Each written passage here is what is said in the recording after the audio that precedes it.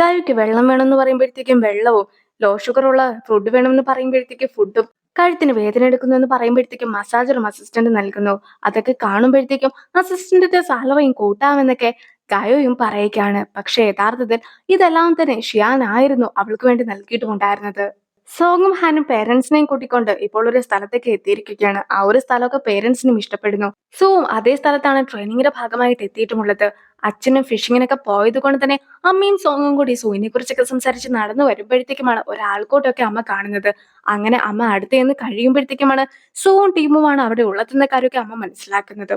ഇത് നിങ്ങളുടെ രണ്ടുപേരുടെയും കൂടി പ്ലാനിങ് ഒക്കെ അല്ലേ എന്ന് അമ്മ ചോദിക്കുമ്പോഴത്തേക്കും അമ്മയും അച്ഛനും വരുമെന്ന കാര്യമൊന്നും സൂവിനെ അറിയിക്കുകയില്ലായിരുന്നു എന്ന് കൂടി സോങ് പറയുന്നു. സൂവും അമ്മേനെയും സോങ്ങിനെയും കണ്ടതുകൊണ്ട് തന്നെ അവരുടെ അടുത്തേക്കും ചെന്നിരിക്കുകയാണ്. സൂവിന്റെ വർക്കിനെ കുറിച്ചൊക്കെ അമ്മ ചോദിക്കുമ്പോഴത്തേക്കും ചാരിറ്റി എന്ന രീതിക്കാണ് ഞങ്ങൾ വർക്ക് ചെയ്യുന്നതെന്നും അതുകൊണ്ട് തന്നെ ടീമിലുള്ള എല്ലാവരും തന്നെ ആളുകളെ രക്ഷിക്കണമെന്ന തോന്നൽ കൊണ്ടൊക്കെ വോളണ്ടിയേഴ്സായി ഇവിടെ എത്തിയിട്ടുള്ളവരുമാണെന്നൊക്കെ അവനും പറഞ്ഞു കൊടുക്കുന്നു. ഡ്രാമയൊക്കെ കണ്ടുകൊണ്ടിരുന്ന ഹന്റെ അടുത്തേക്കൊക്കെ ലു എത്തിയതിനു ശേഷം അവളോട് സംസാരിക്കാനൊക്കെ ശ്രമിക്കുന്നു. പക്ഷെ അവൾക്കും സംസാരിക്കാൻ താല്പര്യമില്ലെന്നൊക്കെ പറഞ്ഞ് പോകുവാൻ തുടങ്ങുമ്പോഴത്തേക്കും അവളും സ്ലിപ്പായി വീഴുകയാണ്. പക്ഷെ അവളെ പിടിക്കുന്ന ലൂവും അറിയാതെ അവളെ കിസ്സൊക്കെ ചെയ്യുന്നു. സൂവും സോങ്ങും കൂടി കുറച്ചുകൂടി അടുത്തേക്കായിട്ട് നിൽക്കുകയും സോങ്ങിനെ തൊടുകയൊക്കെ ചെയ്യുകയാണ്. അതെല്ലാം തന്നെ സോങ്ങിന്റെ പേരൻസ് കാണുമ്പോഴത്തേക്കും അച്ഛനും അതൊന്നും തന്നെ ഇഷ്ടപ്പെടുന്നില്ല. പക്ഷെ അമ്മയും നമ്മളെ ചെറുപ്പത്തിൽ ഇങ്ങനെയൊക്കെ അല്ലായിരുന്നു എന്ന് അച്ഛനോടും ചോദിക്കുന്നു. പിന്നെ അവരും ഇപ്പോൾ റിലേഷൻഷിപ്പിലേക്കാണല്ലോ ഉള്ളത്. അതുകൊണ്ട് തന്നെ ഇങ്ങനെയൊക്കെ നടക്കും. എന്തായാലും നമുക്ക് അവരെ ഒബ്സർവ് ചെയ്യാം എന്നൊക്കെ അമ്മ പറയുമ്പോഴത്തേക്കും സൂവിന്റെ കൈയൊക്കെ പൊള്ളുന്നത് കൊണ്ട് തന്നെ സോങ്ങും സൂവിനെ വിളിച്ചുകൊണ്ട് മറ്റൊരിടത്തേക്കൊക്കെ പോകുന്നു. അമ്മയും അച്ഛനും അവരെ ഫോളോ ചെയ്ത് പോകുകയാണ്.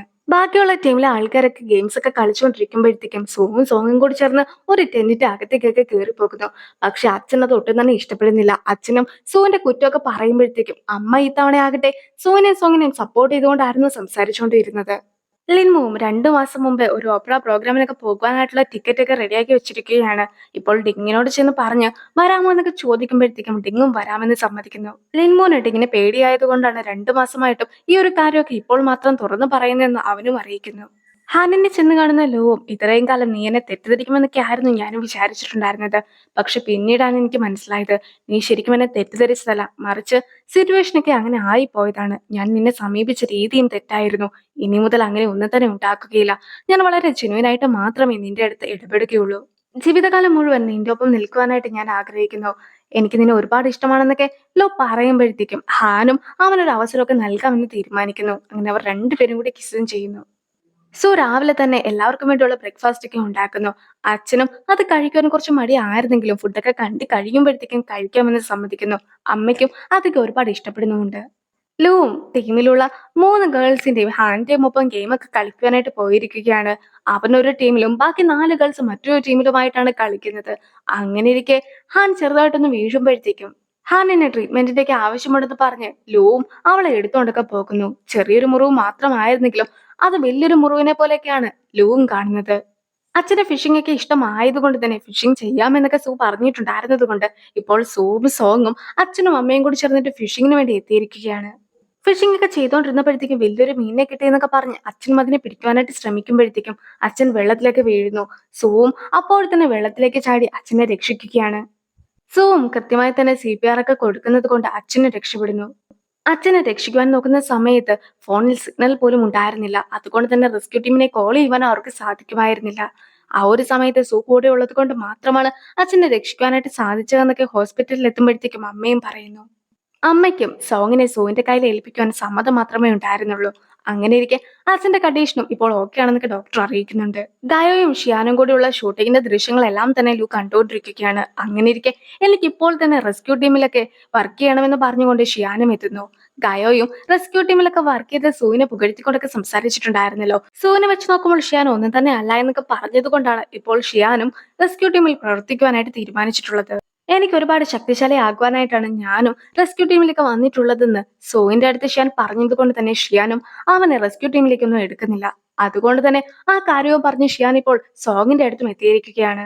സോങ്ങിന്റെ അടുത്ത് എന്നിട്ട് ഒരു പെൺകുട്ടിക്ക് വേണ്ടിയായിരുന്നു ഞാനും റെസ്ക്യൂ ടീമിലൊക്കെ പങ്കെടുക്കുവാൻ തീരുമാനിച്ചതെന്നൊക്കെ ഷിയാൻ പറയുകയാണ്. സോങ്ങും റെസ്ക്യൂ ടീമിൽ കയറുവാനായിട്ട് അവന്റെ അടുത്ത് ഒരു ഐഡിയ ഒക്കെ പറഞ്ഞു കൊടുക്കുന്നു. ടീമിലൊക്കെ കയറിയതിനു ശേഷം എന്റെ കഴിവിന് പരമാവധിയും ഞാൻ ഉപയോഗിക്കുന്നതായിരിക്കുമെന്നൊക്കെ പറഞ്ഞ് ഷിയാനും ഒരു ലെറ്റർ ഒക്കെ സൂവിന് എഴുതി കൊടുത്തിരിക്കുകയാണ്. അതൊക്കെ കാണുന്ന സൂവും അവനോട് 5 കിലോമീറ്റർ ഒക്കെ ഓടിട്ട് വരുവാനായിട്ട് ആവശ്യപ്പെടുന്നു. ഷിയാനും സൂ പറഞ്ഞതുപോലെ തന്നെ 5 കിലോമീറ്റർ ഒക്കെ ഓടിയിരിക്കുകയാണ്.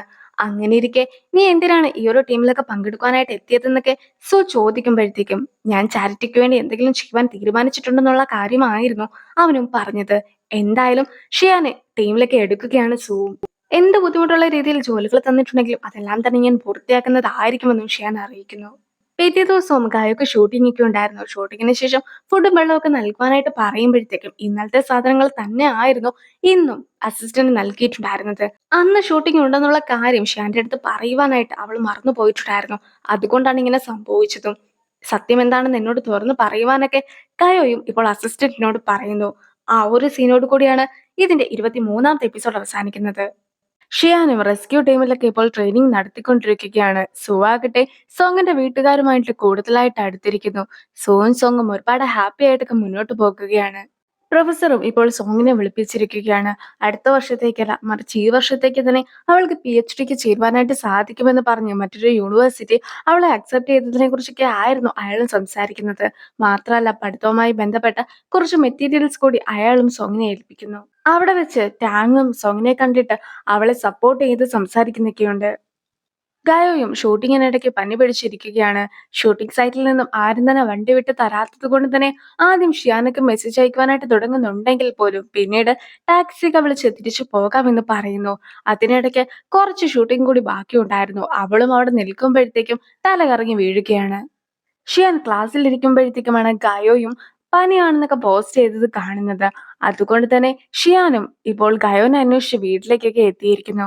കുറെ തവണ വിളിച്ചിട്ടും ഗയോ വാതിലൊന്നും തുറക്കാത്തത് കൊണ്ട് തന്നെ അവൾക്ക് എന്തെങ്കിലും സംഭവിച്ചു കാണുമോ എന്ന് വിചാരിക്കുന്ന അവനും വാതിലൊക്കെ തള്ളി തുറക്കുവാനായിട്ട് ശ്രമിക്കുന്നു. പക്ഷെ ഗയോയും വാതിൽ തുറന്ന് കഴിയുമ്പോഴത്തേക്കും അവനും മറിഞ്ഞ് താഴേക്കൊക്കെ വീഴുകയാണ്. അവന്റെ കൈക്ക് പരിക്കൊക്കെ ആയതുകൊണ്ട് തന്നെ ഗയോയും ഇപ്പോൾ മരുന്നൊക്കെ വെച്ച് കൊടുക്കുന്നു. സോൺ ടീമോ ശക്തിശാലികളാണെന്നൊക്കെ നീ പറഞ്ഞിട്ടുണ്ടായിരുന്നല്ലോ. അതുകൊണ്ട് തന്നെ അവരെ പോലെ ശക്തിയൊക്കെ നേടുവാനായിട്ട് ഞാനും റെസ്ക്യൂ ടീമിൽ ചേർന്നു എന്ന് കൂടി ഷിയാൻ പറയുന്നു. അവന്റെ കോളുകൾ എടുക്കാതിരുന്നതും അവൻ മെസ്സേജ് അയച്ചപ്പോൾ റിപ്ലൈ നൽകാതിരുന്നതും അവനോടുള്ള സ്നേഹം കാരണമായിരുന്നു എന്നൊക്കെ ഗായുവും സമ്മതിക്കുകയാണ്. എങ്കിൽ പോലും നമ്മൾ സ്നേഹിക്കുവാനായിട്ട് പാടില്ല എന്നൊക്കെ ഗായു പറയുമ്പോഴത്തേക്കും ഷിയാനും ഉള്ള സ്നേഹത്തെ മറച്ചു വെക്കുവാനായിട്ട് ശ്രമിക്കരുതെന്നൊക്കെ അവളോടും തിരിച്ചു പറയുന്നു.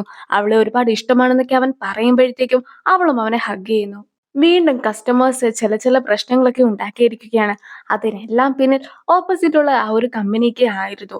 അതുകൊണ്ട് തന്നെ ഇപ്പോൾ ആ ഒരു പ്രശ്നങ്ങളൊക്കെ പെട്ടെന്ന് തന്നെ സോൾവ് ആക്കേണ്ടതായിട്ടുണ്ട് എന്നും അധികം വൈകാതെ തന്നെ PhDക്ക് എടുക്കുവാനായിട്ട് പോകേണ്ടതുണ്ട് എന്നും സോങ് അറിയിച്ചു കഴിയുമ്പോഴത്തേക്കും ഹാനും മൊത്തത്തിലൊന്ന് ഷോക്ക്ഡ് ആകുന്നു.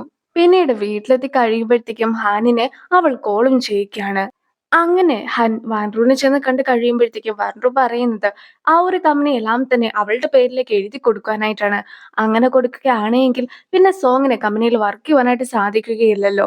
അതേസമയം കൊടുക്കാതെ ഇരിക്കുകയാണെങ്കിൽ വീണ്ടും ഇതുപോലെ കസ്റ്റമേഴ്സിനെ ഇല്ലാതാക്കുന്നതായിരിക്കുമെന്നും ഒടുവിൽ ഈ ഒരു ബിസിനസ് തന്നെ ഇല്ലാതാകുമെന്നും പറഞ്ഞ് വാൻഡ്രുവും ഹാനിനെ പേടിപ്പിക്കുന്നു.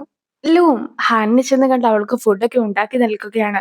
അതിനുശേഷം അവളുടെ പ്രശ്നങ്ങളെ കുറിച്ച് കൂടി ചോദിക്കുന്നു. അപ്പോഴാണ് ഇതുപോലെ കിട്ടിക്കൊണ്ടിരുന്ന പ്രൊഡക്റ്റുകളുടെ സോഴ്സിലൊക്കെ വാൻഡ്രു ഇടപെട്ടിട്ടുണ്ടായിരുന്നു എന്നും അതുകൊണ്ട് തന്നെ ശരിക്കും പ്രൊഡക്ട്സ് ഒന്നും ലഭിക്കുന്നില്ല എന്നും കസ്റ്റമേഴ്സിന്റെ അടുത്ത് നിന്നും വളരെ മോശമായിട്ടുള്ള രീതിയിലൊക്കെ അഭിപ്രായം വരുന്നുവെന്നുമുള്ള കാര്യമൊക്കെ ഹാനും ലൂനെ അറിയിക്കുന്നത്.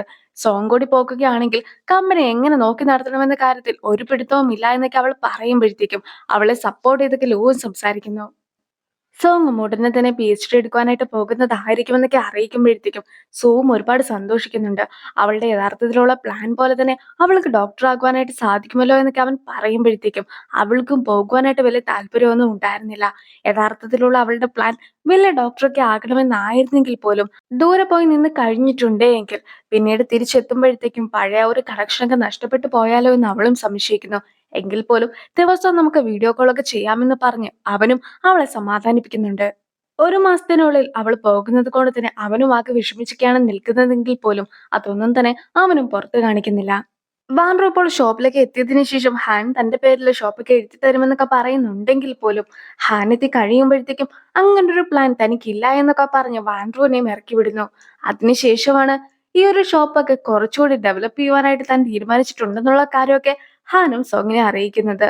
അങ്ങനെ അവർ രണ്ടുപേരും കൂടി ചേർന്നിട്ട് അതിനുള്ള തയ്യാറെടുപ്പുകൾ നടത്തുന്നു. ലു ക്ലീനിങ് ഒക്കെ ചെയ്യുന്നതിനിടയ്ക്ക് അവിടെ നിന്ന് ഒരു ലെറ്റർ ഒക്കെ അവന് കിട്ടുകയാണ്. ആ ഒരു ലെറ്റർ ആകട്ടെ ഒരു ലവ് ലെറ്റർ ആണെന്നുള്ള കാര്യമൊക്കെ ലൂവിന് വായിക്കുമ്പോഴത്തേക്കും മനസ്സിലാക്കുന്നു. അതിലും ഹാനിന് ഇഷ്ടപ്പെട്ട രീതിയിലുള്ള ഫുഡ് ഐറ്റംസിന്റെ ഒക്കെ പേരും രേഖപ്പെടുത്തിയിട്ടുണ്ടായിരുന്നു. പിന്നീട് ഹാൻ എത്തി കഴിയുമ്പോഴത്തേക്കും ഒരു സ്ഥലത്തൊക്കെ പോയി നമുക്ക് ഫുഡ് കഴിക്കാമെന്ന് പറഞ്ഞ് വെളിയിൽ കൊണ്ടുപോയി അവൾക്ക് ഇഷ്ടമുണ്ടായിരുന്ന രീതിയിലുള്ള ഫുഡൊക്കെയാണ് അവൻ മേടിച്ചു കൊടുക്കുന്നത്. പിന്നീട് ഒന്നിച്ച് ഗെയിംസ് ഒക്കെ കളിച്ചതിന് ശേഷം അവർ വീണ്ടും മറ്റൊരു റെസ്റ്റോറന്റിലൊക്കെ എത്തുകയാണ്. അവളും ഒരുപാട് ഫുഡൊക്കെ മേടിക്കുന്നു. എനിക്ക് ഇതൊക്കെ ഇഷ്ടമാണെന്ന് നിനക്ക് എങ്ങനെയാണ് മനസ്സിലായതെന്നൊക്കെ ഹാൻ ചോദിക്കുമ്പോഴത്തേക്കുമാണ് ലുവും ആ ഒരു ലെറ്റർ ഒക്കെ കാണിക്കുന്നത്. പക്ഷെ ലെറ്ററിലുള്ള ആളാകട്ടെ ഇപ്പോൾ വിവാഹമൊക്കെ കഴിഞ്ഞ് 3 മക്കളുടെ അച്ഛനാണെന്നും കൂടി ഹാനും പറഞ്ഞു കൊടുക്കുന്നുണ്ട്. അങ്ങനെ അവര് ഫുഡൊക്കെ കഴിച്ചുകൊണ്ടിരിക്കുമ്പോഴത്തേക്കും ലുവും ഹാനിനെ കിസ് ചെയ്യുന്നു. സോങ് ഉറങ്ങിക്കിടക്കുമ്പോഴത്തേക്കും സോവും സോങ്ങിന്റെ വിരലിന്റെ അളവൊക്കെ എടുത്തുകൊണ്ട് പോകുകയാണ്. ആ ഒരു സീനോട് കൂടിയാണ് ഈ ഒരു എപ്പിസോഡ് അവസാനിക്കുന്നത്. അടുത്തൊരു വീഡിയോ ആയിട്ട് ഇത്രയും വേഗം കാണാം. ബൈ.